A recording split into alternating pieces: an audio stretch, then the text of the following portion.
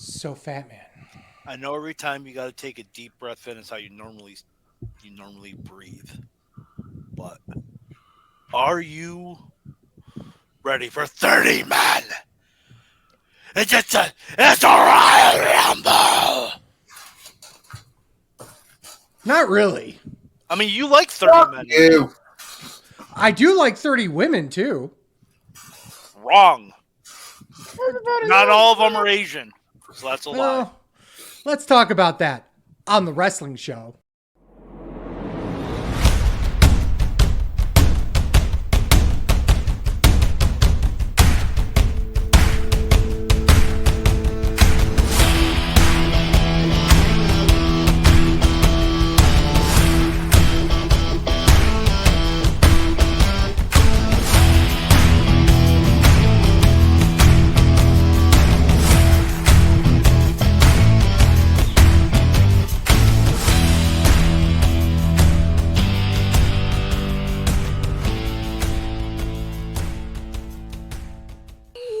Welcome, everyone. This is Sleazy.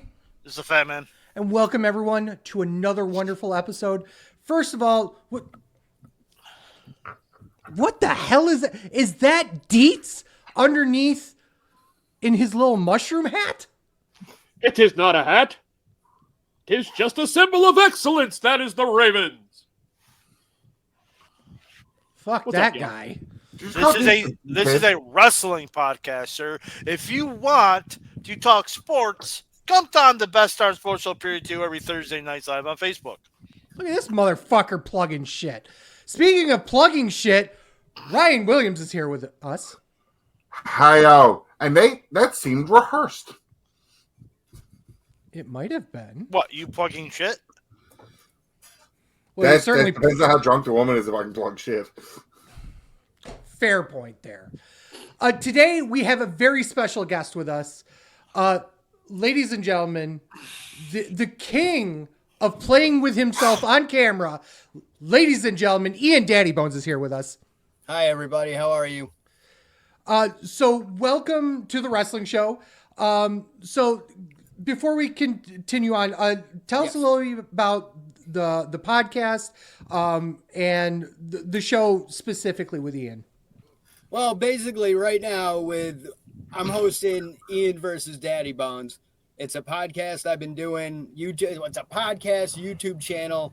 I've been doing it for the past year.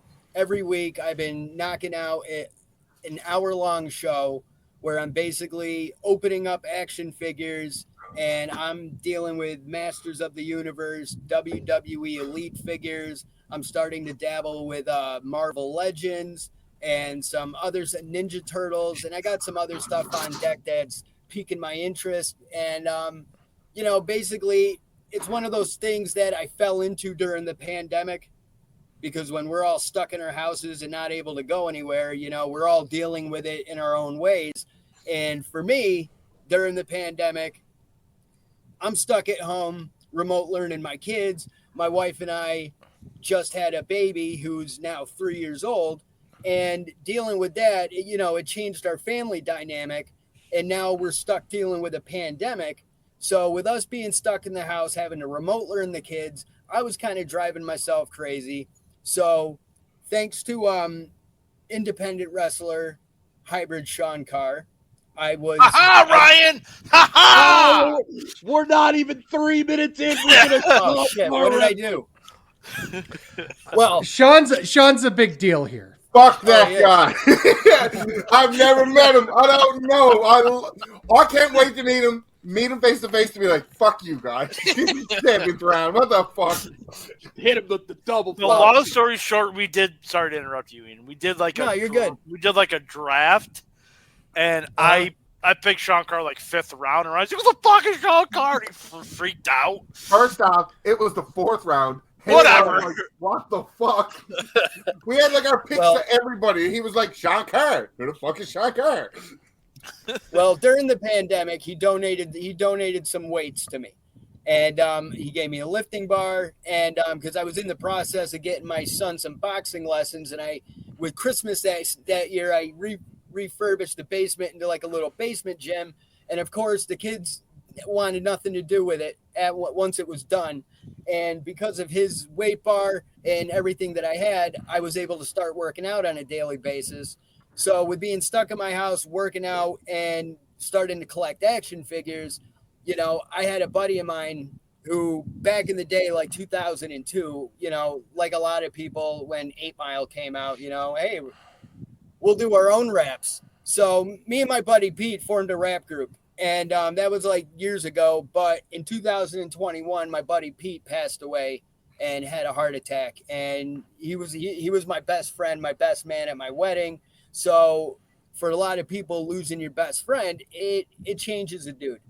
And for me, trying to deal with the depression of losing my best friend, I started drinking more than I normally did, but it wasn't becoming a problem. Like I wasn't day drinking or being irresponsible around my kids or none of that. It just became a frequent nightly down in the basement while I get myself solo shit faced while I'm the best DJ ever. You know what I mean? So that basically became my nightly thing. And from collecting the action figures, I basically got myself off alcohol just to call it a New Year's resolution. And this year I celebrated 2 years sober. So Congrats. a year ago, thank you very much. A year ago, I decided to take all these action figures I was buying because what happened was they came out with a Masters of the Universe line out of nowhere, like a 40th anniversary resurrection line they're calling Origins. So there was like a resurgence of like my favorite toy line from when I was a kid. And I decided to start buying these figures, and it wasn't just I want to get a He-Man and Skeletor and call it a day. I want to check everything off the list. I want to knock out every wave as they come out, and that's pretty much what I've been doing for the past 3 years. So I used to host a podcast called the Original Geeks Podcast, and I haven't done that in like over 5 to 6 years. So I wasn't making content. So I wanted to do something new, reinvent myself without feeling like I was doing the same thing.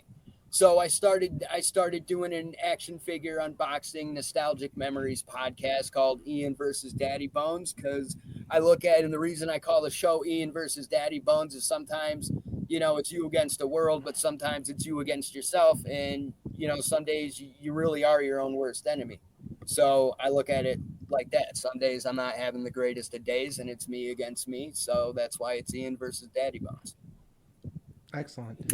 I'll pass it to Fat Man. Sleazy said before we went on there that you and I probably crossed paths maybe once in the wrestling business. What did you do for Xcite? Because I know you worked with Sleazy a bunch. So what was your job over at Xcite Wrestling in Binghamton? Well, if you don't mind me rewinding real quick, Go ahead.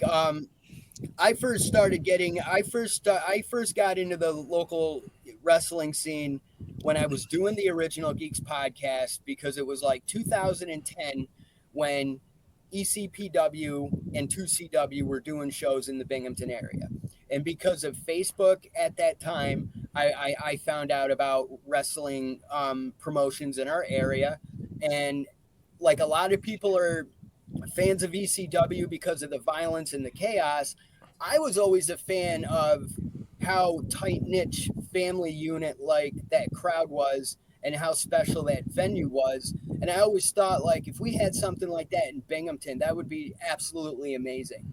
And not only was this an opportunity for me to check out indie wrestling in my hometown, but it's actually going down in an American Legion that literally was right around the corner from an apartment I used to live in.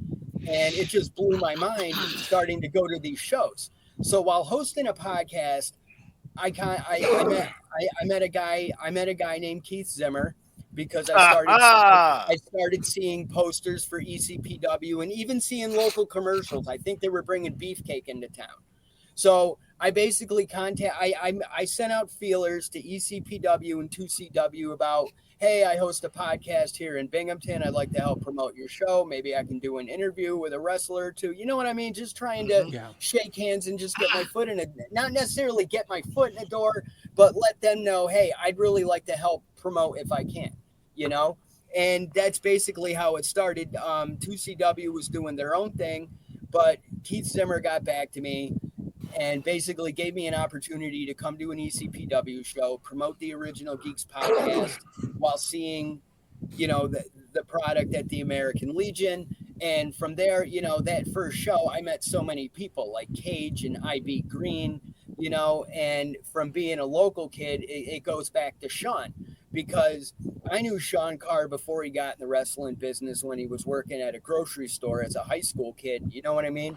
And this was back when my now 23-year-old daughter was like 3 years old, and I'd get her on the weekends. So I remember Sean when he was doing at the customer service desk. And there was a period of time where I remember I wasn't seeing him at the Weiss anymore. And I thought maybe he quit, got a new job. Maybe he went to college, but he was going to wrestling school. And it wasn't until like I got an opportunity to interview wrestlers, and especially I got invited to their wrestling school.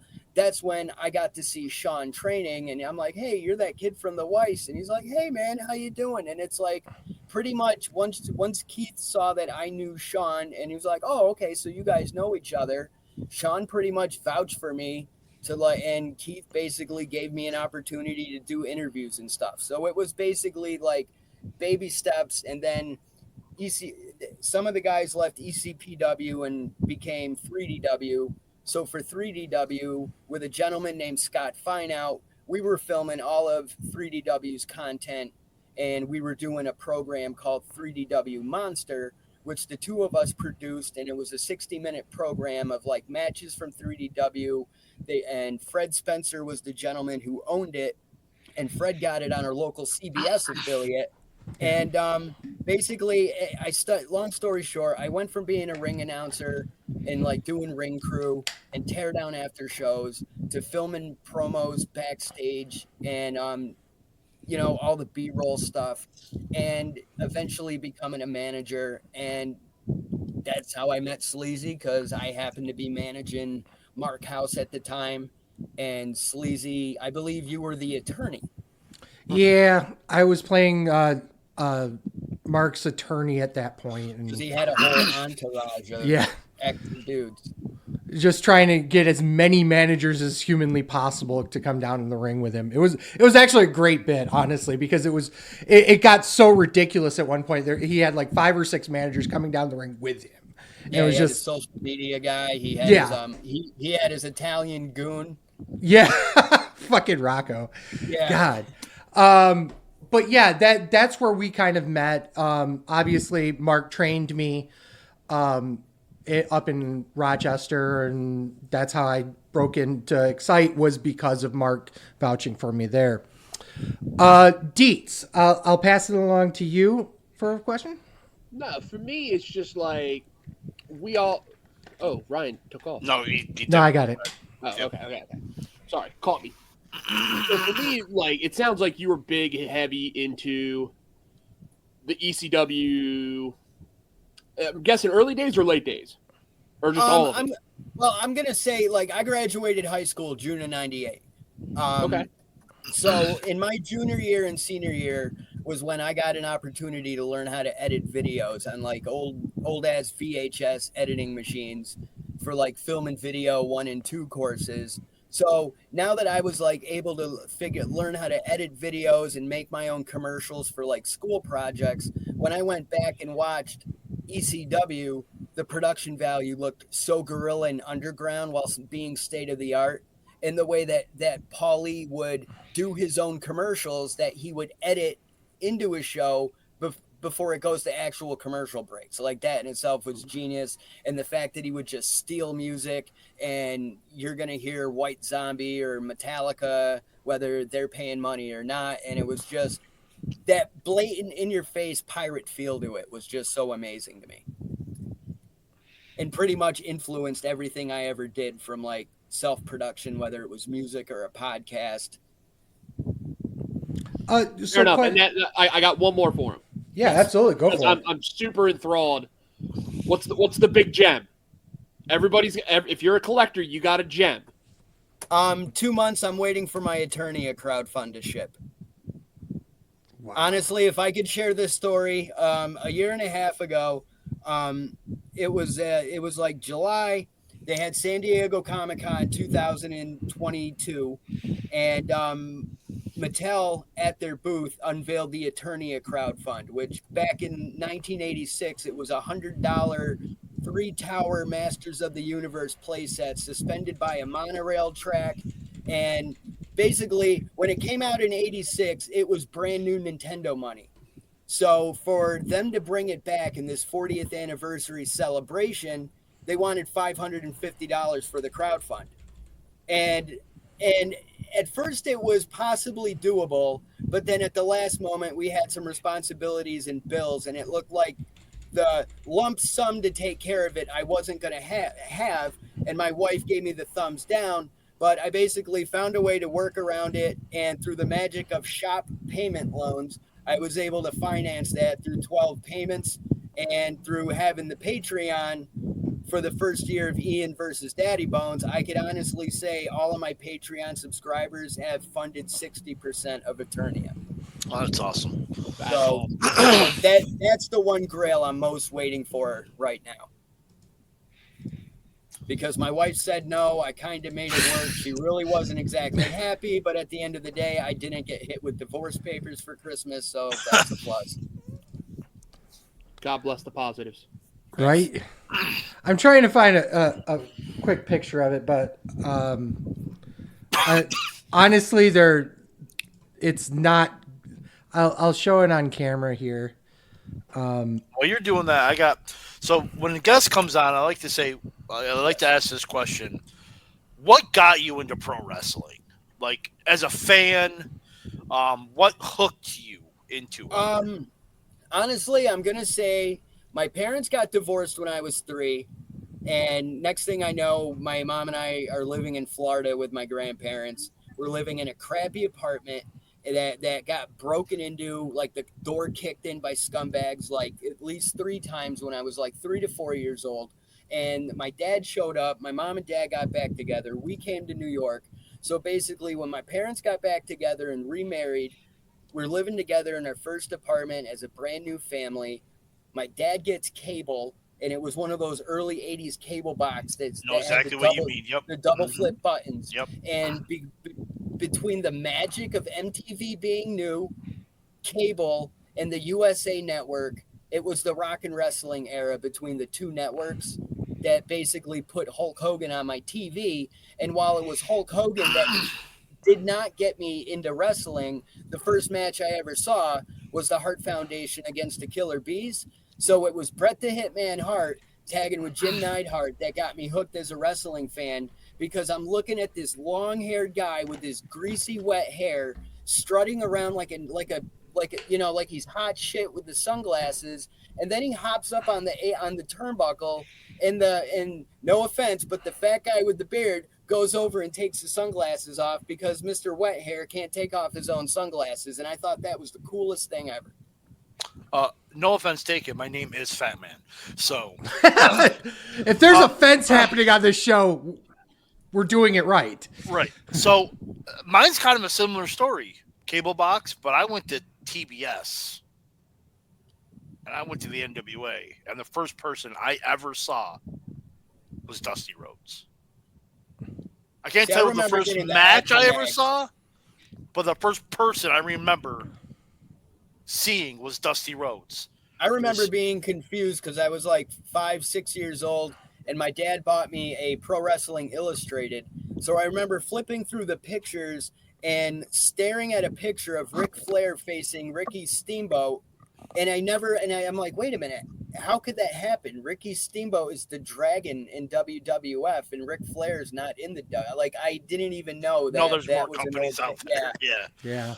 So my first exposure was the NWA, and I am not a Hulk Hogan fan. Never have been, never will be. I just never saw the appeal because I grew up on the NWA. So I went to Flair, Dusty.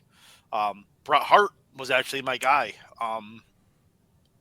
When I watched the WWF, it was Bret Hart. So Bret Hart was always my main guy, and it's one of those moments where when Owen showed up, Owen immediately became my second favorite, just because that's the little brother of my favorite wrestler, and it's like Owen Hart himself has had such an impact on me that I named my firstborn son after Owen. So I have a 16-year-old Owen. One of my favorite feuds of all time is Brett Owen and Ryan. I don't know where he went. I said the greatest cage match I've ever seen was Brett Owen. He's like, it's not a real cage match. All they do is moves inside cages. I'm like, that's way more than what they did in that match. The But there's psychology in also that too been match. stories about Yes. it where they both want. Yeah, they wanted it to be psychological instead of just violence. Yeah, and that's the best steel cage match I've ever seen. Still have ever seen. So, but It's hard not to enjoy that. It really isn't. Especially when you feel the aura behind why it existed in the first place. Just quickly to cover what I... damn, pal. Damn. Yeah, this is what Ian's talking Okay. about. Yeah, it doesn't come with all the figures, but like I said, Yeah, back in the 80s, that was brand new Nintendo money, so it makes sense that it's PlayStation 5 money. But my whole thing is, I'm not opening it. I'm keeping it in the box, and I do not want to open it because the problem with the vintage 80s version was those tracks was made of such a brittle plastic that was the first thing to go. And I know it's been 40 years. They've had plenty of opportunities, especially with their Hot Wheels plastic, to make improvements for durability, but I still don't want to take any chance because if anything, I've had some people mocking me for doing Ian versus Daddybones, basically saying, oh, he's just trying to be like Matt Cardona. That shows a great inspiration for me, along with Pixel Dan and Toy Habits and whatnot. But the thing is, I flat out saw Matt Cardona debate whether or not he wanted to cut the tape on a 40-year-old Millennium Falcon that was still new in the box. And even the guy that owned this toy store that sold him the Millennium Falcon was like, that thing's going to lose half its value the minute you cut that tape. So part of me just wants to hold on to it, just to smile at it in the morning while I have my coffee and yell at my dog to don't pee on the couch. We don't go inside. So it's literally what I just had to do not even 30 seconds ago. I gotta say that for Ryan all the time. This was a pre-order that came with the WWE 2K games. Balor from NXT, Demon Balor. Where you're a figure guy. That's what I grabbed at first. I was like, he should appreciate this. Very cool. I got way too many wrestling Funkos to even show you, but I did get a Grail for Christmas, which I was fucking ecstatic about. What was that? So it's a limited edition Judas Priest Rob Halford. Wow. And my wife found it in some sort of like thrift shop. $3. Is it still in the package or in the packaging? Never. Do you know what the company is on the box? What the manufacturer is? Oh, it's Funko. It's Funko. Oh, okay. Yeah, it's looked it right up. Values $420 on it right now. There's a company called Loyal Subjects. They have a line called BST-AXN. They're really popular with their Ninja Turtles right now. But we have a local store in Binghamton called Soundaround, and the last time I was there, I saw that BST-AXN had an Ozzy Osbourne figure, and it just looked absolutely ridiculous of Ozzy with like 3 alternate heads and whatnot. Nice. 3 alternate heads. Yeah, making different faces. Alternate heads are a big thing in the figure company now. Actually, around Christmas time, right before Christmas, I got my Ultimate Kurt Angle in the mail, and the Ultimate Kurt Angle face actually comes with the crying Kurt. Oh, wow. So I'm going to have him posed on the shelf on his knees with the belt around his waist, holding his two gold medals in the air while he's just making the crying face. That's pretty awesome. But they have an AJ Styles figure that has the alternate head with where he's got the Cameron Diaz thing going with his hair. Oh, yeah. Yes. Because it's made to get put on a stand, so he's doing the Pele kick, and his hair's and Gravity's doing his thing with the hair. That's pretty cool. Yeah, so it's specific with why it was designed. Okay, so let's we're gonna move on a little bit here. Right. Boys. 7.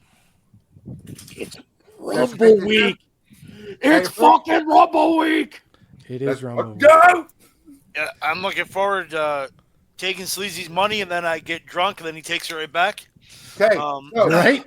before Happens we go every year. anywhere else on discussions on anything we talk about for the Rumble, I want everybody's who they think is going to win before we talk about anything else.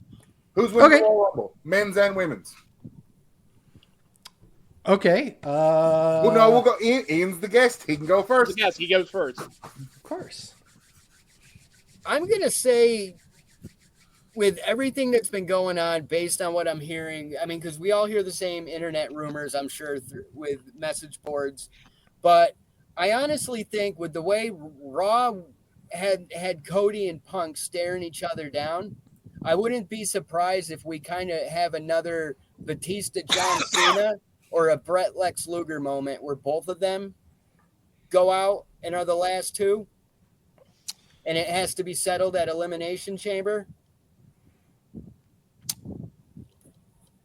Okay, I I don't mind it. okay. Well, after women's. No, yeah, I don't want discussion. This is where it all gets fucked up. I just want the picks to hear the hot, fresh gossip. Who do you want? You got your dual thing. Who's winning the women's? Unfortunately, at the moment, I really don't have a pick for the women's Rumble, and it has not. I'm not being sexist or saying I don't care about it by any means. It's just I haven't been paying attention enough to the female storylines. The only thing with that, because honestly, I don't have cable. I'm not able to watch a full episode of Raw. I get the majority of what I see from Raw off the clips that they put on social media, especially when it's full segments. So I get to see the whole thing in its entirety. So for the most part, I've been catching up on the social media clips without being able to watch a full episode. So usually when it comes to the women's, the women's, it's usually just been, I've been catching glimpses of Becky Lynch and Nia Jax, but I know Rhea Ripley is the women's champion, and there's so many elements right now that it's kind of hard. Without me going out of my way to focus on paying attention to it, it's hard for me to give an answer. Punk, Bailey. God damn it, you stole my thunder. I was going to say Bailey, too. I didn't think anyone was going to say Bailey but me. I 100% was going to say Bailey. Yeah, I think it's going to be Punk and Bailey. Punk and Bailey. Punk and Bailey, yeah. I think it's going to be Cody and Bailey. I don't think they're going to do Cody back-to-back years. I agree with Cody, but I wouldn't mind seeing Randall win. He's not. I don't think he's going to win. You cannot say he's not in it just because he's in the Fatal 4-Way. No, I never said that. I said I don't think he's. I think the Final Four. Like I said, I wouldn't mind it. Yeah. That'll make him a 3-time winner. Correct. That's where I get that at.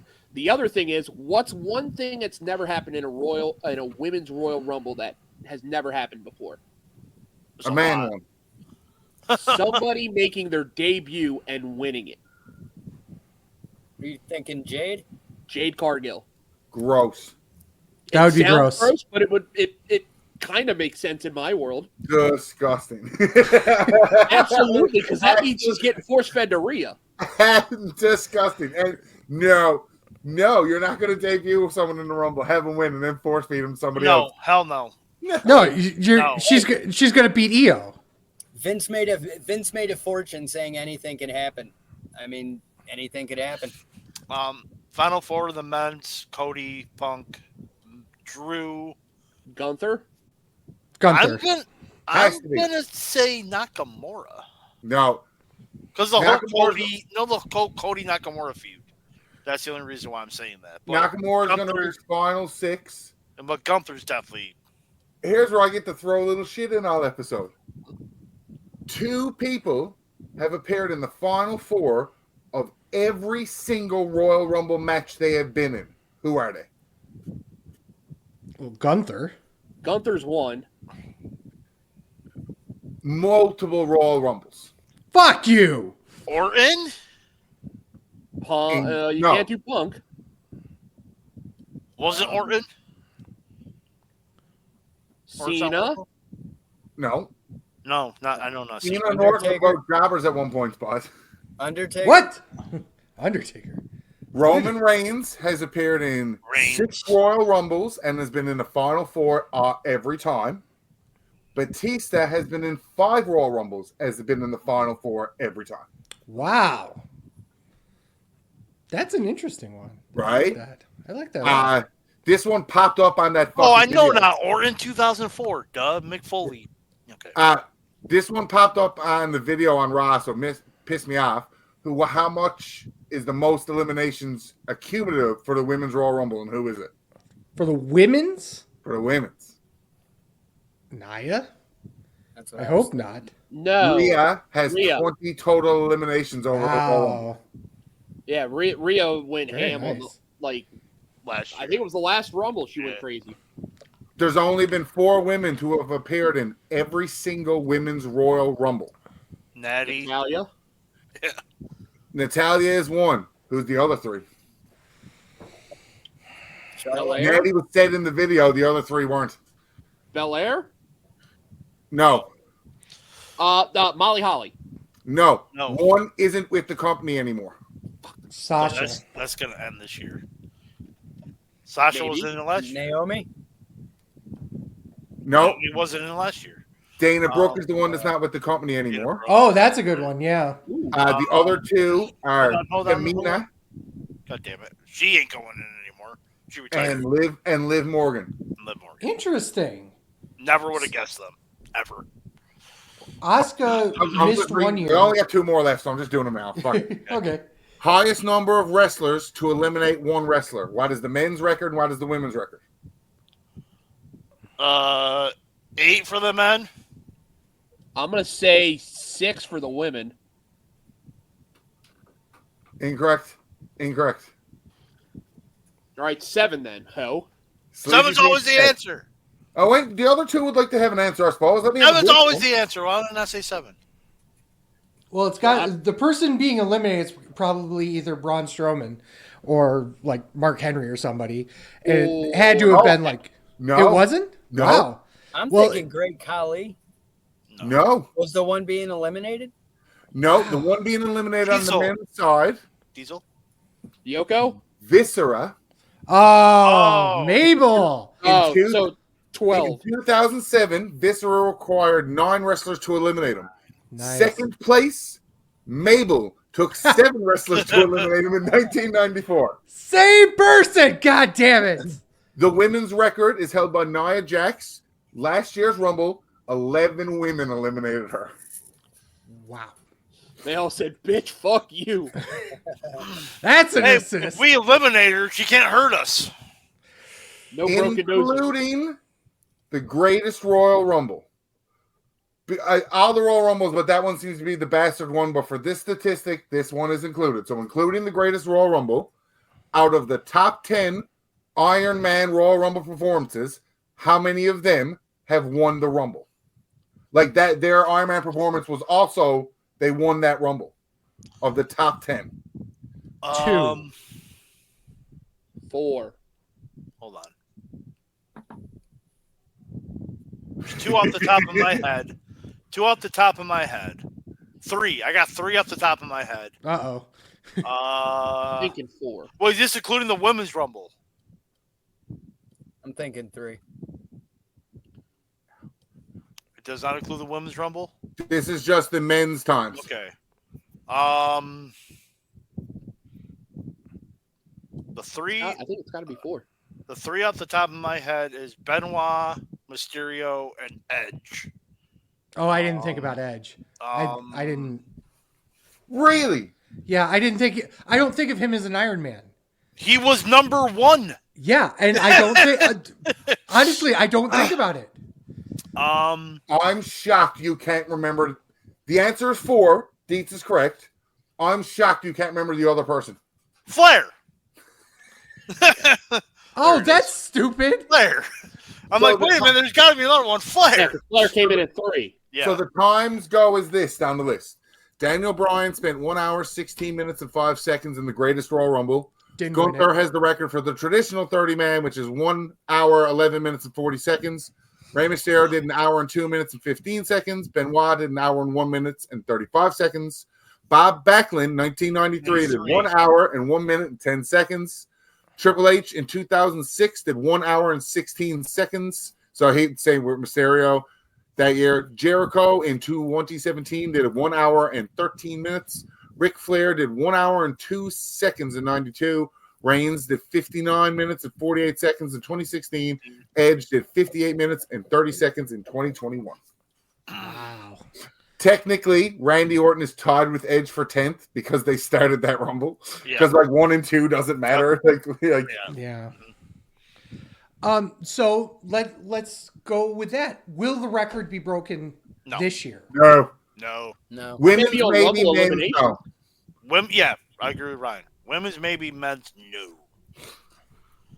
Unless Gunther does it again. We've already kind of he could take it this year. We've already kind of talked about the actual Rumble matches a little bit. We've already given our picks and opinions on that.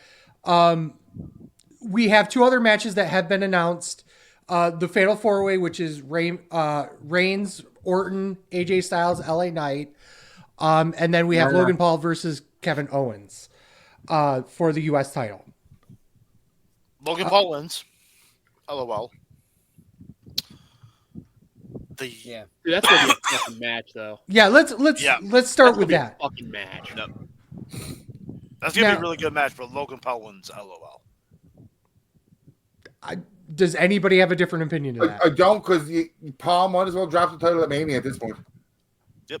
No, the big money's at Mania. That's what we just said. He's gonna drop the title at Mania. I heard him wrong. Don't jump back. Have you met him? You mad the fucker? If you opened up your ears and shut your mouth more, you'd be able to hear better.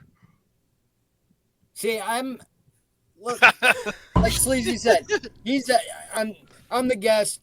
I don't really know like who you guys are like, watching for and whatnot. And I'm looking at it like, I don't know, like take Logan Paul. I don't know what everybody's opinion of Logan Paul is. All I know is for me watching it, I've kind of enjoyed like his whole being a celebrity crossing over.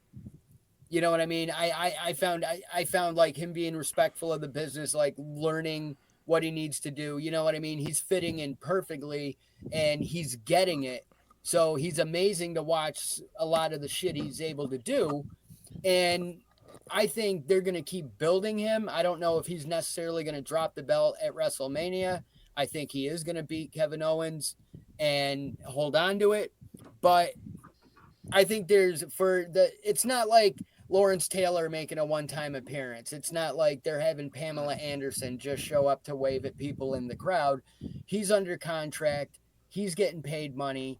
And he's like all of them, he's putting his body on the line. But I feel he's got that extra edge to prove to not just the WWE audience, but he has his own personal audience that some are even in disbelief that he's even in WWE. So I think they're going to get as much out of Logan Paul as they can. So I think he's going to keep the belt for a while. Yeah, I think Logan Paul is an absolutely fantastic athlete. Sleazy thinks he's a piece of shit, but also thinks he's a fantastic athlete. Sleazy thinks he's a piece of shit. Japan won't let Logan Paul back in, so that's fine. He's paying his punishment. Get over it. I will not, for one. How dare you disrespect Japan? A country Sleazy has never been to. He did. And he apologized after. That's how this world works. You do something stupid, you apologize, everybody's happy. Nope. Not this asshole. Hey, Michelle apologizes to me every time she fucks you. She says she does something stupid, so that's fair. That is very fair. Jesus. Universal title. Undisputed World Heavyweight Universal Championship of the world. AJ Styles is 100% taking the pin in that match. But who's making the pin? Reigns. Think? Reigns yeah. I mean, he could do the Ultimate Baller thing again and stack them like he did in WrestleMania because that was fucking cool. As my scorecard will say this weekend, Reigns is not making the pin this weekend. What?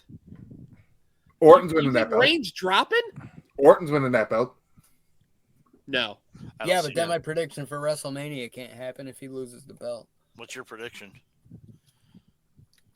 If we do get Reigns versus The Rock at WrestleMania, I'm predicting his daughter's gonna turn on him and join the bloodline. Oh. They can do all of that, and they don't need the belt. They got They're this doing the big, belt. they Very got true. this big fucking red necklace. Rock versus Very true. Roman doesn't need the belt, but does WrestleMania really need Rock versus Roman? No, but No. SummerSlam does. I think it's one of those type of things where the internet wants it to happen and is trying to make it happen. Because all I know is, like, we got It will happen. that animated Into the Spider-Verse movie. Yep. And then after that movie hit theaters, everybody on the social media is like, "Oh my God, they need to do a movie with Tom Holland and Tobey Maguire and Andrew Garfield." And then we got Spider-Man: No Way Home, and they wished it into reality. Okay, someone And- stop you right there. Sleazy will have no clue what the fuck you're talking about. Nope. He Well- watches 1970s TV shows, so I don't. That's what he's watching today. So I love Different Strokes. Different Strokes is amazing. Ryan loves Different Strokes, but it's the wrong Different Strokes. Also true. You sit on your hand for like 5 minutes, goes numb. It's like a stranger's jerking you off. Yeah, Just a stranger. that's just Different Strokes. See, babe, I told you it wasn't weird. I'm, Dutch rudder. You move my arm, you move yours. It's okay. the way we Dutch get, rudder, yes. Double Dutch rudder. Double Dutch rudder. the way we get, Wow. the way we get Rock and Roman at Mania without having to worry about the belt is Orton gets the belt now. Okay, who the hell is this Julian saying that No Way Home wasn't that great though? One, we're a wrestling podcast, but two, fuck off. Hey, Julian's good people. Julian's my people. Well, Hey, that explains it then. hey, you can yell at Julian's people fucking about Spider-Man We on have your, a really good on your live other stream. podcast. Yeah, that shows I'm the yelling wrestling at you podcast. about Reigns on this podcast. Okay, I did. Orton wins the belt because they don't need the belt for Mania. And if Reigns is still the champion at Mania, there's going to be there's no way The Rock, there's no way Jay Briscoe's winning the Ring of Honor title. No, it's not. No way The Rock is becoming the undisputed Universal. 100% correct. Very Because true. No, one, because he goes over. Rock and Roman's not happening at this WrestleMania. Well, I Oh, think I they disagree. wanted it to happen last year, and his schedule wouldn't permit it. Yeah, Then this again, has they been, had Cody's story. I just know don't if they see were it this expecting year. Cody to come back. So Again, Cody's story doesn't have to end with Roman 100%. this ends with the belt. It ends with the belt. Uh, But I just see Cody Roman again. Again, I'm fine either way, to be honest. I just don't think Mania needs. I'm not against Rock Roman Mania. I don't think WrestleMania needs it. That's just my thinking. It just doesn't need it. We got a lot of firepower in the WWE currently. They've already tried to get Rock Roman twice in the Yep. past two WrestleManias, and shit's fucked up. Realistically, it all depends on the Rock schedule. And now that he's part of the board of directors of TKO, Mm-hmm. I think his schedule is going to be cleared up enough that this is the Mania to pull the trigger. Don't wait till SummerSlam. This man's also a fucking movie star and all that shit. If you got 3 months now, So if Orton does win, that does leave Elimination Chamber for Reigns Orton rematch. But at the same time, isn't Reigns not going to be at Elimination Chamber? exactly. Correct. So Roman goes away. until Mania. Yeah. The build is that. The fantasy booking over exertion in me goes, Rock costs him the belt at the Rumble. But that's just me getting off fanboy and all this. What I this- can see is Jimmy and Solo interfering. Then maybe Rock comes out, clears them up, and then Orton hits RKO, wins because Roman's distracted or whatever. You don't need, like I said, you don't need Roman to take the pin. Just the way I see it is, I just But- don't think Roman's losing. But again, I think AJ Styles is 100% taking the pin because LA Knight's not. He's too hot, and Orton just came back. So So here's I my- Styles is the one that could afford to take the pin. I You want to say add on to Roman? your situation just a real quick. If never mind. Well, what I was going to say real quick is I hear Roman, I hear Solo. The only other thing I don't hear being a factor in the match is Jimmy and Jay, because they still have their thing going in the background. And I kind of like how it's going to, like, it's heading to this brother versus brother. And I like how the one's in blood colors and the other one's in crypt colors. So it's like they're at gang wars with each other. So I just wonder how that's going to factor in. One of two things could happen. Either they're going to do Jimmy versus Jay at Mania. And maybe... Plan since Ground Jewel, anyways. That's been a plan since Crown Jewel. Thank you. Got to get this shit in. And you can have Jay come down, like, and then just take care of, like, Jimmy and Rock come down solo or whatever. Or, here's an interesting twist. Maybe have Jay go back to the Bloodline? I mean, I don't want that to happen, but they're both on different shows, but maybe that...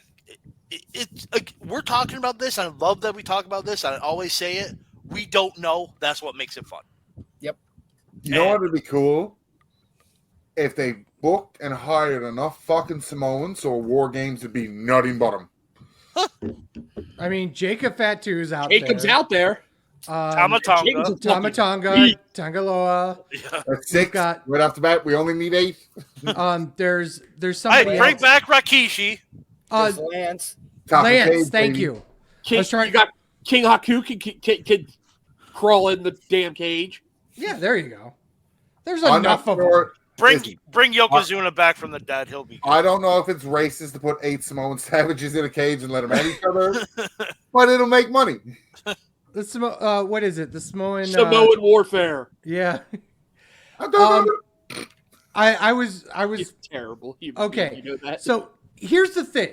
We need, if we're going to do Jimmy versus Jay, we need Sasha back so we can have Snoop play out Jay. And we go dig up Biggie and have Biggie play out you have Jimmy. the game sing him out. No, just get the holograms. They had the hologram shit. Fair. Again, no entrance will ever top Dominic Mysterio from last year, but they can try. They put out a top 2023 entrances. Mysterio was number 3. I appreciated that. What? No, not that one. Oh, okay. I didn't know. I don't watch the product here. Oh, I know that's a trigger to me. You know, watch the fucking product that we talk about all the time. For me. Well, actually, that actually goes right into a segue into news and rumors, actually. And it actually kind of touches on... so, Ian, do you have Netflix? Yes. So, one of the things that I complain about constantly is that I don't have access to Raw or SmackDown. And the joke is, well, it doesn't matter. I don't watch the product. But I don't have USA Network. I don't have Fox because I'm in a fucking area where I can't even get local TV stations without paying $70 to Xfinity right now. So I don't have access to any weeklies right now. Well, as noted today, pirating online. Yeah, it's a lot easier to do it these days, but we won't talk about it. $5 billion with a B dollars for 10 years for Raw and international PLEs and Raw, SmackDown, NXT internationally. Flip it. I'm considered international. Excuse me. They have the option to opt out after 5 years if they're not happy, and if they're pleased, they can auto renew for another decade. So we could be looking at the next 20 years. Yep. Of So WWE on Netflix. So we before anyone came on, me and Slee talked about that, and I said WWE would not put a clause in there for an auto renewed if they don't get. That price has got to go up. So if Netflix is happy with it, there's probably like an increase in price for the rights fees. There has to be. WWE would never allow that to happen unless that fee goes up. So more than likely, you're probably right on that. The big thing that I noticed when reading through all the fucking news that dropped today was if you have Netflix Premium, you will be able to watch Raw, no commercials. So probably what they would do is, this is just me just thinking, because I didn't hear that. I was kind of wondering, I was going to bring that up. What tier is it on? Is it on the whole tier? Or do you get commercials? Do you not? I'm pretty sure that there'll probably be commercials in. How does it Raw. work live? Well, that's another interesting thing is And I that, was going to bring that up too. Sorry to interrupt you. yeah. You'll probably, because Raw, you still get feed throughout the whole thing, just no commentary. So they'll probably go, for people watching on Netflix Premium, you could be with us, because that's what AEW used to do, remember? Mhm. If you're watching, that's what they'll probably do. And then this break's sponsored by Twix. You know, there are going to be ads, but there may not be commercials. No, it'll be the same thing that we saw earlier last year. Is you'll have the matches by Well, we're still having that Mountain Dew now. Blue Black, or So when those I got commercials are on, that's what you're going to get. I got one. What if when we go to a commercial, we show picture-in-picture of the match continuing? What if you're watching the match, you just get the picture-in-picture ads as you're watching the match, so that it plays as you watch? That was another thing I was going to bring up. could too. also That's a have good ads point. through the actual banners themselves. I mean, fuck, they're now live. Yeah, so that's what I was saying about too. Maybe they do. For if you're on, enjoy this picture in picture. If other one watching on the other one, here's commercials. Like, they could do that too. It's a possibility. I mean, it's a business. They're going to make money either way. And I know Sleazy was like that. It's, what is it, 10 billion for 5 years? I think with 5 Yeah, billion, 5 billion for 10. It's 10 billion for 5 years. But Sleazy did also have the international rights are in that too. So it's 2 billion a year. And what were they doing? That's still a huge amount of.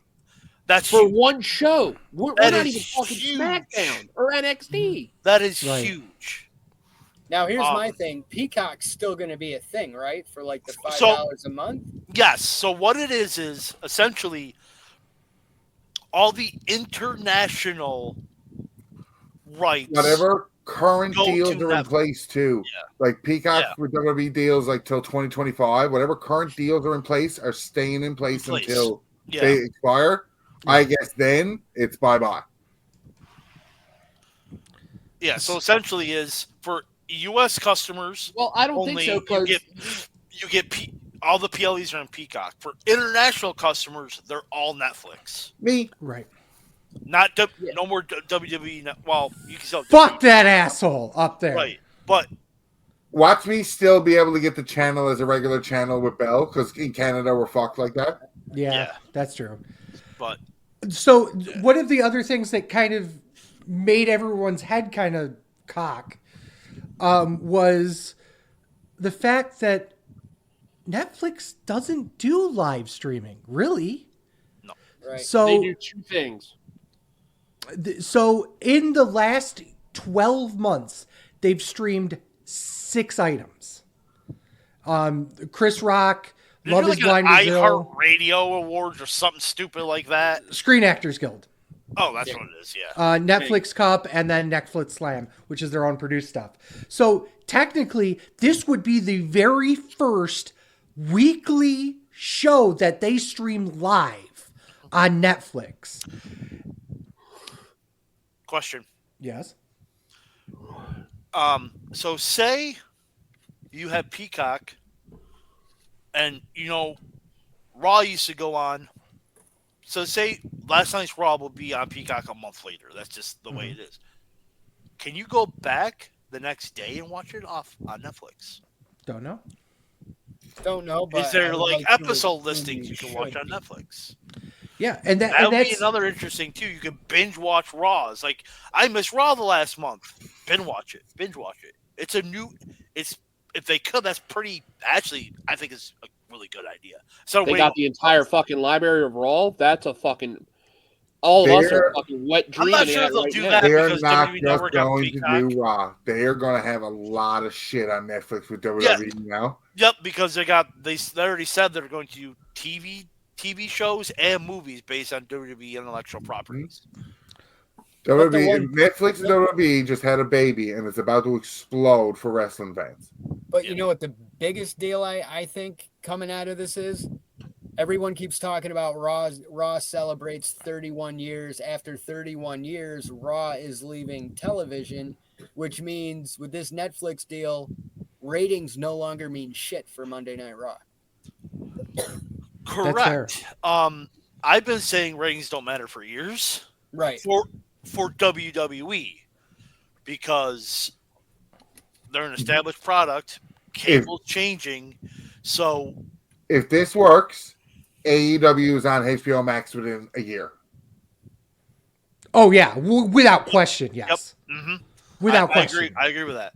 And SmackDown being on US, it's gonna change. Everything's now changed, and this deal just changed. Has a channel now. Here's the thing, that even if this doesn't work, the world has changed in that respect. Mm-hmm. Because now the weirdo Thursday night football shit now becomes legitimate.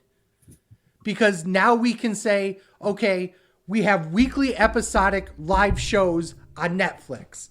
Where is the next step? And I hate to bring up sports, but it is a real pusher here, because that's where most of viewership comes from these days, especially when you talk about network TV, and now you're starting to talk about YouTube TV getting NFL Sunday Ticket.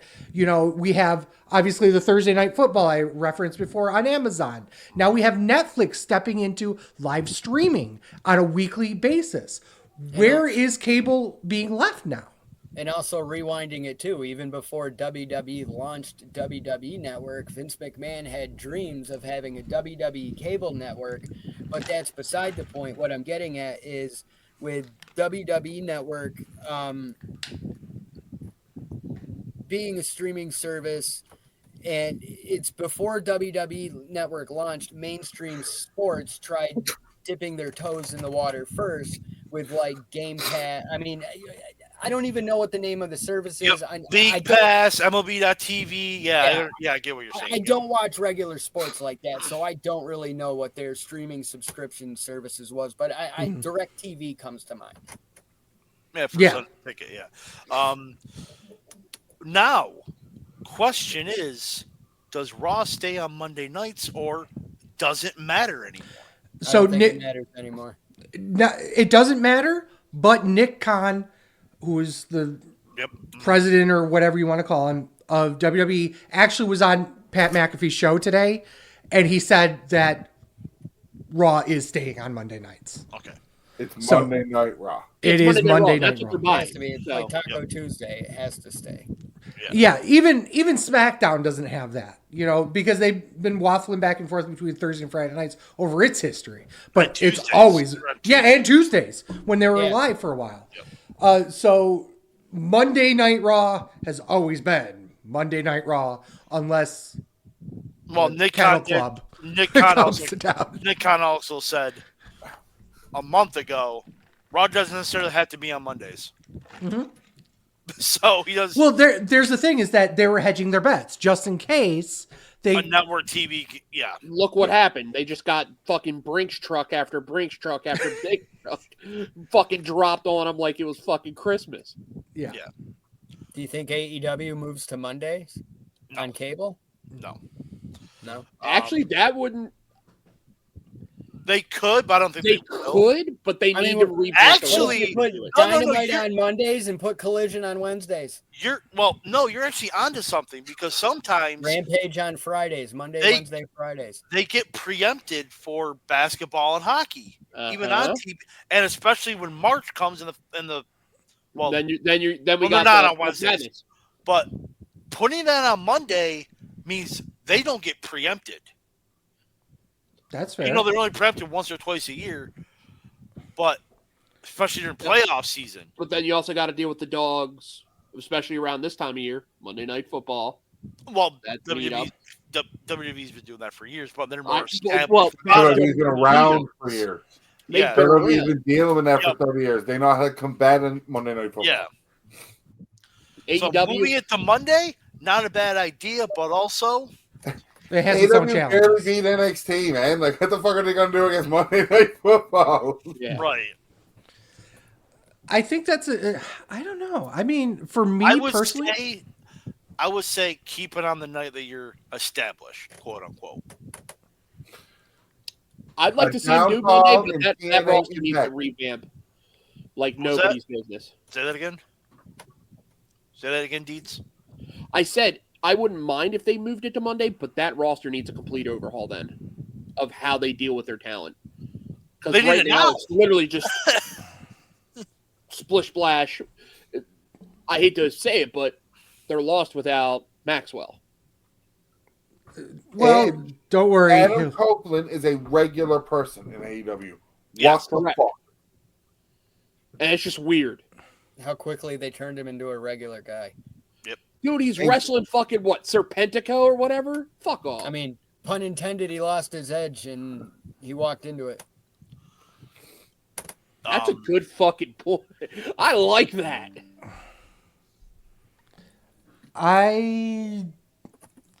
At this point in time, they really need to look into themselves and say, what's talent do we have here, and where can we put them in a place where they can really truly flourish? The Edges, the Christian Cages, the Stings, although Sting is not going to be there much longer, but all these, elder statesmen of their roster should be really truly trying to get their next generation of talent over, and it's not happening. No. It really isn't. So you're telling me this is AEWCW? Potentially, yes. I think it's becoming TNA at a point to where extras would get dark match opportunities and tryouts for WWE just to have Bradshaw stick his head in the door and say, TNA, TNA. You know what I mean? Hey, TNA's back, bitches. Yes. Hey, I'm very impressed with their entire makeover and resurrection. Deeds said he had be a papa, so he had to leave. Okay. So I'm speaking of AEWCW, you see what Meltzer said about AEW's attendance. I did not. He said WCW 2000. 2,000 like. Every time they go to the venue, it's like lower and lower. They're getting like 2,000 people at a venue. I'm going to look up what he said. While you're looking it up, I'm going to do. I remembered a couple of them, so I'm just going to do the 5 A versus Bs that I have. Okay. Oh, cool. Can't remember I did this first one, but I want to do it again with all the talk of everything. TNA or Ring of Honor? Which one to choose? This isn't current. This is full time, right? This is all time. And if you want me to put a fancy spin on it, you own the complete copy. And as it's going new or whatever, you get that stuff too, but you own the footage. Would you rather have and be able to watch TNA from the beginning or Ring of Honor from the beginning? Which means which one you like more? Like, I'm gonna maybe say the Ring of Honor Honor. half behind them. I'm gonna say Ring of Honor only because there's an evolution of young talent, where TNA's early years was a lot of talent that WWE, like basically AJ Styles, they had him under contract. They got his contract when they bought WCW. They looked him over. They decided not to keep him. They got rid of him. Jarrett bought him. AJ Styles admits they wanted to keep him, but he had to move, and he didn't want to move to cost his wife her teaching degree. Did not. It was not WWE. WWE wanted AJ. AJ didn't want to go because of his wife, which is honorable. Well, excluding AJ, basically what I'm getting at is they had young and up and coming talent, but they also had guys that WWE didn't want to keep, and also guys that would get let go by WWE who still needed a paycheck. So like your main event mafia guys that used to work for Vince that now found themselves working for Dixie after Vince no longer needed them. So it felt like it was TNA was always like half glass, half. It was always half full, half empty to me, with like the way the roster was. Levesque, Hickenbottom, the Alamo, High Noon. Now, of the two, and I do appreciate that standpoint, and I'm a I mean, I'm a huge Ring of Honor fan, as noted by that and this and over here and down here. Honestly, I believe TNA will be around longer, so I would pick TNA just because of that. I don't think that Ring of Honor as a company will be around much longer as an active brand. I believe that Tony Khan will either absorb it completely into AEW or just sell off the IP entirely. I guess I heard the whole thing wrong going into this, so now my So, whole A, answer so and A's everything I and said B's, doesn't really so make yeah, sense. so A's and B's are essentially you pick one or the other. Yeah. An example which always causes a fight: Hulk Hogan or Ric Flair. Ric Flair, 100%. You're wrong Hulk if you pick Hogan. Hogan. So it's TNA, and that's the only answer. According to Fuck Dave Meltzer! one of the things that is like this is Meltzer, so he doesn't know how to form a sentence. One of the things is that like the last quarter, there were a lot of weak attendances in the last quarter. Okay, but they had a lot of shows where they got buys, which was for Danielson or Okada or MJF and Cody matches, or just good local promotion, sending guys in and lowering ticket prices, things like that. So try to get whatever the word is, kind of like out there. Okay, he's. I can't read Meltzer because It's a jumbo. But the advances suck, but it's not that bad. It really wasn't that bad the last quarter. Well, now it's bad and it looks worse. I mean, the Wednesday show, just under 2,000. 4,000 is fine for me for AEW. Under 4,000 is not so great. Under 3,000 is pretty bad. Under 2,000 is really bad, especially when you're coming into a city once a year. They got Tulsa coming up. They've never been to Tulsa. They're under 2,000 there as well. I mean, there's real concern. And then last week, I mean, St. Louis on Saturday, when I saw that number, St. Louis is a historically great wrestling city and not like they come there often. And they did under 3,000 on Saturday night. That's not really good at all. And, another problem is that they have every time they go back into a market, in more cases than not, the attendance goes down. How many times do they go to Chicago a year? Like 40? At least 10. It feels like 10. Didn't we do this last year? And they went to Chicago like 18 times? Yeah. We counted it. It was insane. Well, that's part of the reason why they keep going back to the same well over and over and over again, because they're drawing in those markets. But they don't have a good enough handle on what draws a building. Because, let's be honest here, Tony Khan has been in the wrestling business all of, 4 years? But he's been involved in the wrestling business for years as a fan, since watching the ECW shows with his dad. I'm going to say this with all due respect. In the business, the marks were better when they're on that side of the guardrail. And you're talking to myself, who's been in the wrestling business nearly 10 years, over 10 years now. Ian's been in the wrestling business for a long fucking time. Ryan, you've been in the wrestling business and promoted. Dabbled. Dabbled. You got more fucking concussions than fucking Benoit these days. All the posters behind me that I'm on.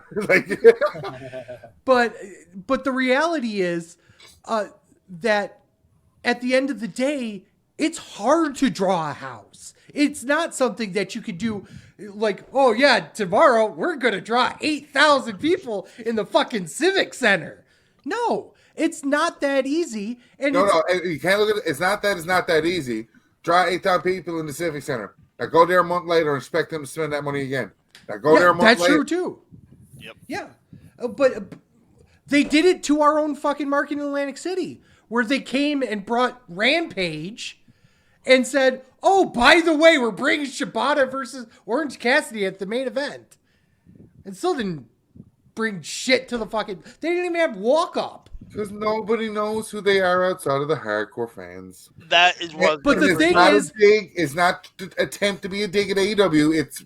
Right, the problem with that statement right there is that you are in GCW territory, the largest independent wrestling corporation right now going, and they couldn't draw.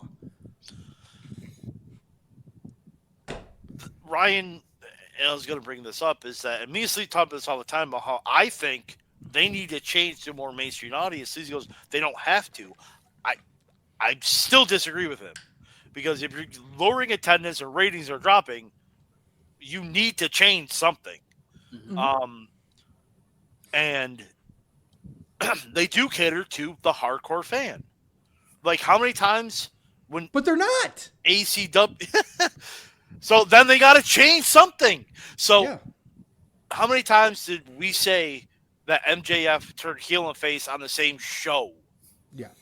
Because they cater to whatever they want. They don't believe in traditional. The Blackpool Combat Club is a perfect example right now. Who's Like- face? Who's heel? Who's face? Who's heel? Let me know. Who's the It leader? depends on the situation. Yeah, of their who's the opponent. leader? That's the answer that I got. I know you don't like it, but depends on the situation you're trying to do, because Yeah. there is no Yeah. face heel dynamic in AEW. There's not. It depends on which way the wind blows. Those new T-shirts aren't helping. Yeah, you're facing this guy who's a heel, therefore you gotta be a face. Yeah.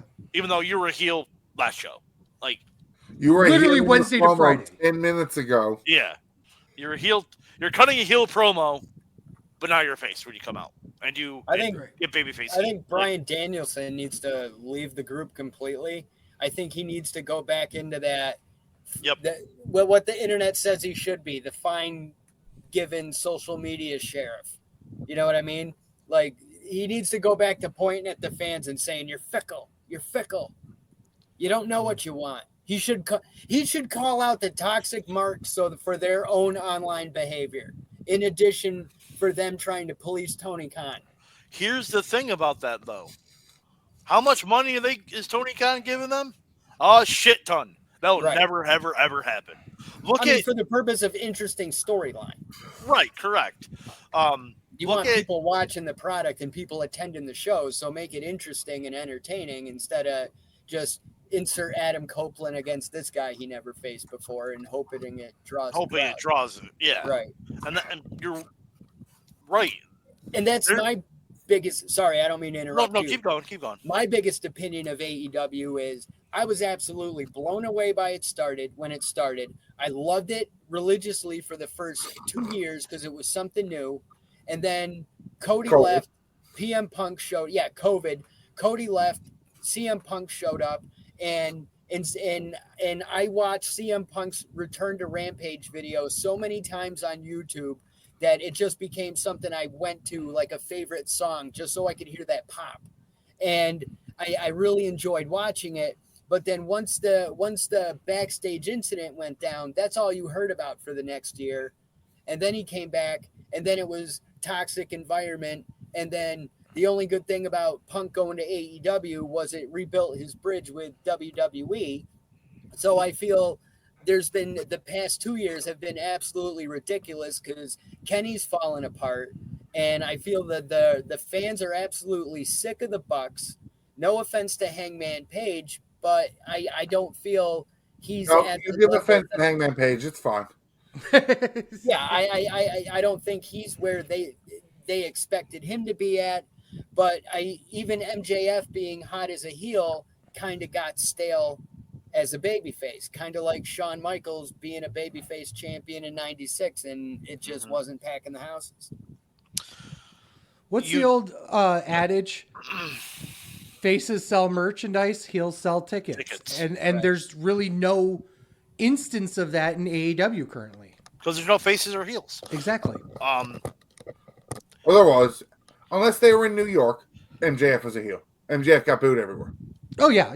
He's a fucking asshole. And MJF is a special breed. MJF would get booed in New York, too, if he wanted to. Yep. Yeah. They took away MJF's being MJF for, It was what made him special. and then they took that away. Yeah. Do we have any other news and rumors? Yeah, we do. Okay. Let's Um, hit them off while we still can here. I don't know. I forgot. Hold on. Fuck it. No. Another A versus B then. Go ahead. Sonny or Sable? Ooh. Stable. Wait, the bang? I mean, however you want to pick this, sir. Sable. Sable. This is not fuck, marry, kill. I mean, as a better human being, I'm gonna go with Sable. Yeah, I don't think we're that kind of podcast to care about that. No. Kevin Patrick removed from the SmackDown commentary team. Haven't heard much about it since or read anything on it. Hard to trust the dirt sheets since they couldn't predict Netflix was buying Raw. Right. Booker T's lobbying for the Nasty Boys to go into the WWE Hall of Fame. Pity City, baby. Also, Jacob Fatu is wrestling for Booker T and is fed. Oh, yeah. Yep.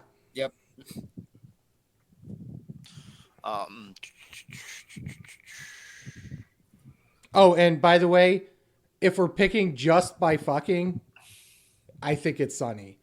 But from a garbage human being versus Sable, I'm picking Sable. But I'm not a blonde person, so. I don't know. I'm not really into girls that fart when they climax, so. I am. Well, here's the thing, and this is a running joke. Sleazy doesn't like good-looking women. So, that's it. I do appreciate that he calls it a joke, though. Yeah, right. Even if it's true, it's okay. I'll give you an easier choice then, Sleazy. It's not ugly women or pretty women. It's you're about to be crowned champion. You get to choose the title reign you're going to get. Would you rather the Iron Heavy Middleweight Championship reign or the WWF Hardcore Championship reign? Iron Heavy Middleweight, without question. Without what the question. fuck you just said, little kid. Without question. There's not even a chance I would pass that up. That fucking title's been on multiple ladders. An entire crowd. It changed multiple hands. falls. It changed hands over 200 times one night versus for two wrestlers having rock, paper, scissors games all night. Yeah. I so badly want that title. If for some reason I can get involved with DDT, who are coming to Philadelphia this year for WrestleMania, I'm so trying to get in there. As much as I love that, I don't know what you're talking about. So the Iron Heavy Middleweight title was DDT's, because DDT's. Yep. I call it a joke fed, and it's not disrespectful to say joke fed in the way it is like the gimmicks and cartoons are turned up to 25. Right? So they made the Iron Heavy Middleweight title as their hardcore title, and it completely went off the rails. Blow Up Dolls have held this. Joey Ryan lost the title to Candice LeRae in a dream. X-Pac won the title, hit a vape pen, passed out, somebody pinned him. Veda Scott traded Chris Hero. Chris Hero gave her the belt, and Veda Scott taught him a new way to throw a roaring elbow. Like, the title change, like, the belt is absolutely hilarious, and that is the right answer in this one. Nice. And the last two A or B's are cop-outs, because it's the same question, but different.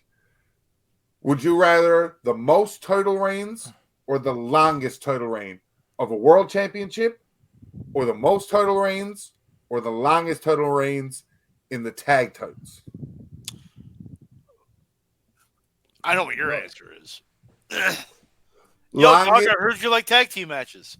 I'd take longest world and most tag reigns, yeah.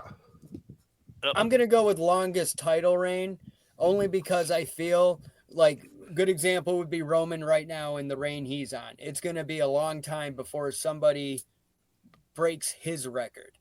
So that's going to be there for a while. But at the same time, Ric Flair being a 16-time world heavyweight champion used to be something special until WWE decided to have John Cena match the same feat. And then hold it for 2 weeks and drop it. Yeah. So I feel Ric Flair should be entitled to the championship reigns that WWE doesn't acknowledge. AEW has started acknowledging Ric Flair as a 21-time world champion now. There is that many difference of opinions on how many world titles Ric Flair won that he vacated or he dropped the belt to somebody in Puerto Rico so he didn't get stabbed and then the belt was brought back to him. I don't think those title reigns should count because that wasn't the original booking. So I think they need to eliminate a couple of them in how they talk about shit. There is one that should be included that should make him 17 because he was the WCW or the NWA champion, and it became the WCW international title, and they counted that as one continuous reign.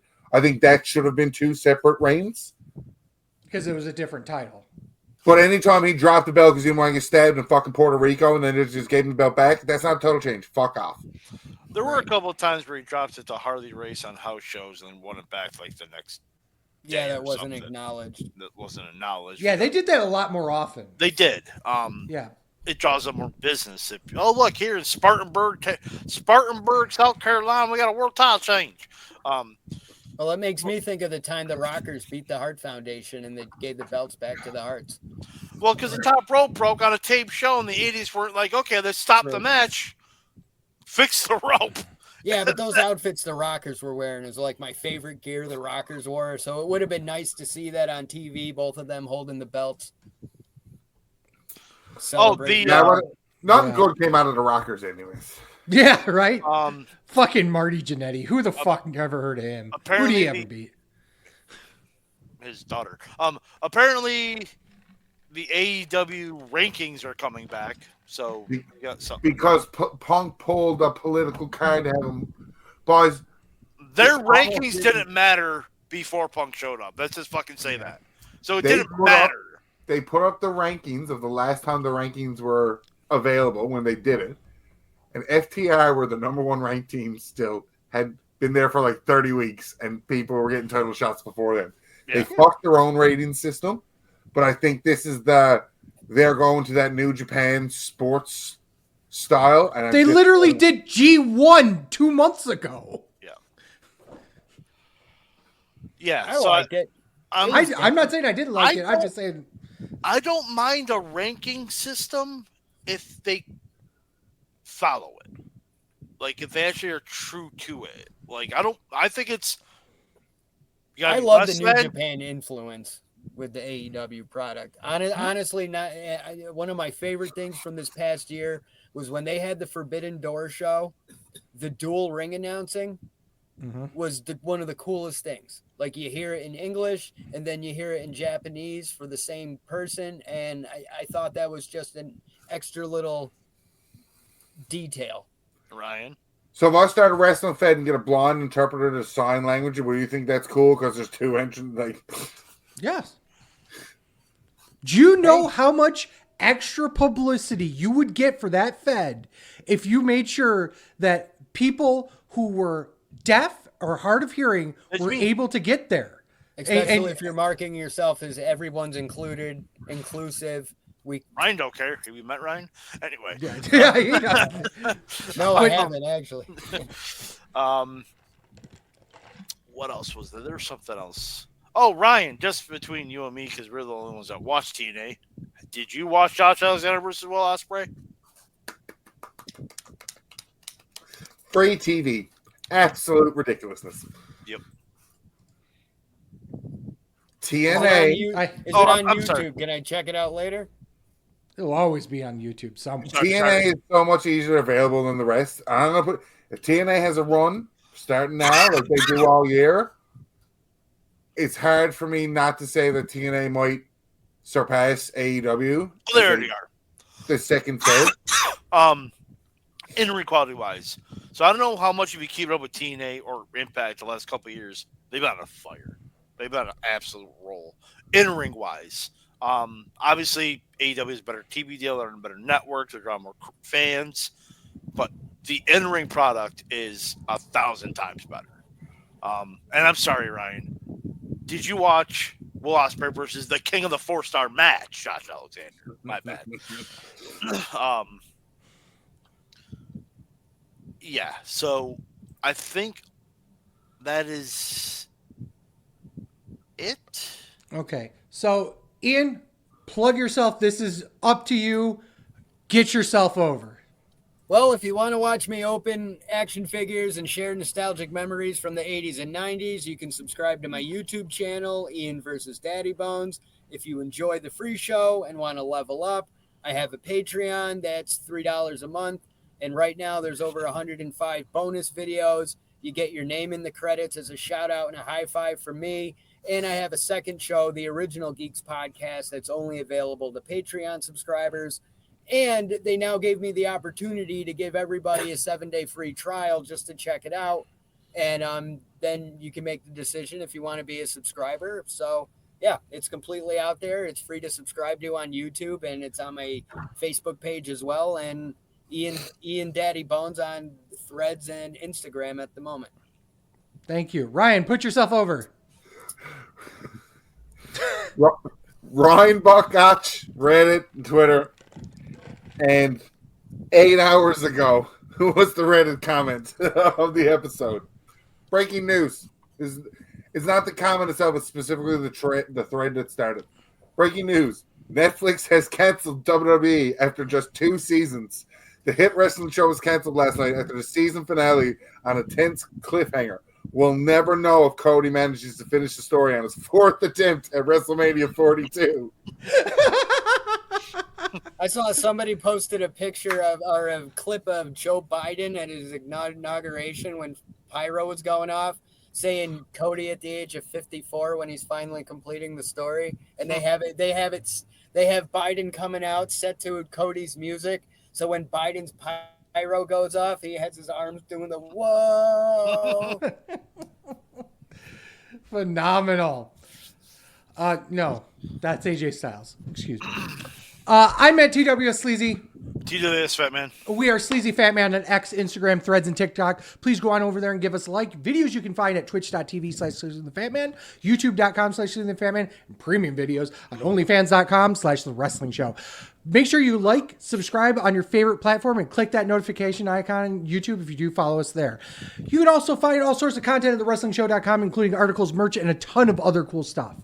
Of course, you can get this podcast every Saturday morning and wherever you get your podcasts, including Spotify, Apple Podcasts, YouTube Music, and Podbean. Don't hesitate to rate us on your favorite platform. Click automatic downloads. Really does help us out. So with a fuck you to Dietz, who left early because he's a papa. Fuck you, but thank you to Ryan, who also is a papa. A special thank you to Ian for coming on the show tonight. Thank you so much. You're welcome, man. And as always, for Sleazy, The Fat Man. this is the Wrestling Show. Thank you guys so much for listening. Peace. Have Fuck a great Dave. one. No, I do a bet here. Hold on. Fuck Dave. Fuck Dave Meltzer. We haven't said that enough today. Fuck Tony Khan is alleged coke habit. A hot dog's not a sandwich. A sub is not a sandwich. A burger is a sandwich. And we will review the Royal Rumble and see who is actually right, which is me always.